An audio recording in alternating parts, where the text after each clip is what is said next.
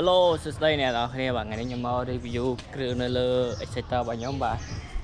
ឡូវយើងមុន review យើងមើលមកជុំសិនអត់មានគ្រឿងអីច្រើនទេ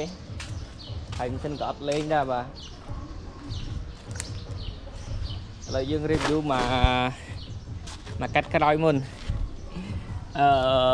យើងដាក់គ្រឿងមានដូចជាកាំកាយដុំយ៉មួយឈុតមុខក្រោយសបក Michelin 6979អានេះចិត្តមុខ60ហើយច្បាក់យើងប្រើរ៉ូតូ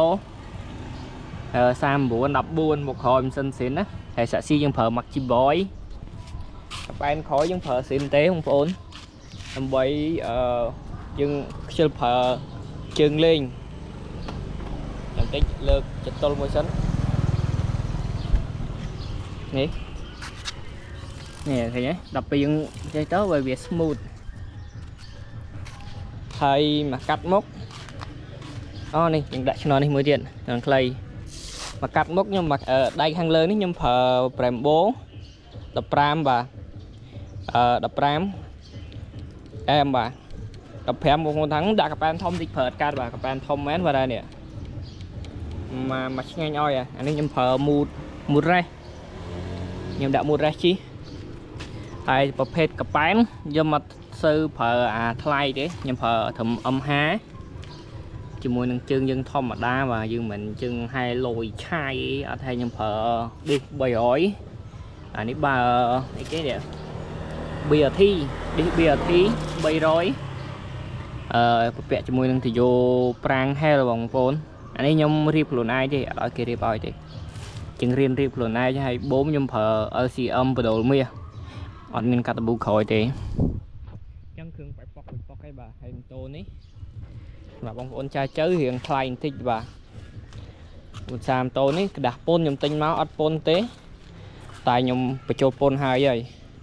ដាក់ចង្គៀងដាក់ដៃប្រាំង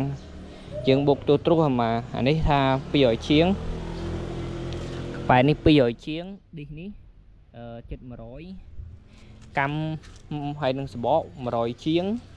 សាក់ស៊ីវិញវាយតែ80រៀលប៉ុណ្ណឹងហើយឈ្នន់យើង10 20រៀលតែប៉ុណ្ណឹងហើយតម្លៃម៉ូតូអញ្ចឹងចង្វាក់មួយញងយើងបោកចូលទៅវាគួរសមដែរបងប្អូនតម្លៃប៉ុន្តែវាមកចេញរូបស្អាតនេះយើងមើលមករៀងវាមកស្អាតដែរមើលទៅរៀងលយដែរ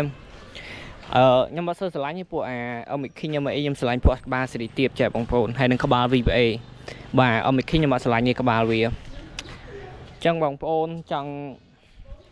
រៀបគ្រឿងចង់ដាក់គ្រឿងចង់ទិញមួយអាចតាក់ទងមកខ្ញុំបានបាទទទួលរៀបបាទចឹងបងប្អូនណាចាប់អារម្មណ៍អាចតាក់ទងមកបានហើយបើចង់ទិញម៉ូតូហ្នឹងក៏ខ្ញុំលក់ដែរតែតើអ្នកបងប្អូននឹងហ៊ានថ្លៃបាទបញ្ជាក់គ្រឿងនេះគឺខ្ញុំដាក់ទេមើលសាច់សបកបងប្អូនមើលសបកញាក់សាច់មើលសបកមកដៃស្លាញ់តែដៃទេបងប្អូនអើយស្រួលប្រើមែនបងប្អូនហើយណែប៉ងងាប់ smooth ណាស្រួលប្រើហ្មងស្មាំងស៊ីនទេខ្ញុំមកដាក់ស្មាំងលេងទេបើជប់ពេកតែពេលដាក់ស្មាំងលេងគឺលេងមិនសិនយកមកហើយសាក់ស៊ីនេះខ្ញុំអូអត់តន់អស់ឲ្យបងប្អូនមើលហើយនេះបាទប៉ុណ្ណឹងណាតែមកកាត់តាប៊ូស៊ីបាត់ហើយកាត់តាប៊ូស៊ីខ្ញុំជិះមិនសមមិនពីអ្នកប្រពន្ធស៊ីឲ្យក្រោយបាត់ស៊ីសបកក្រោយប៉ះគ្នា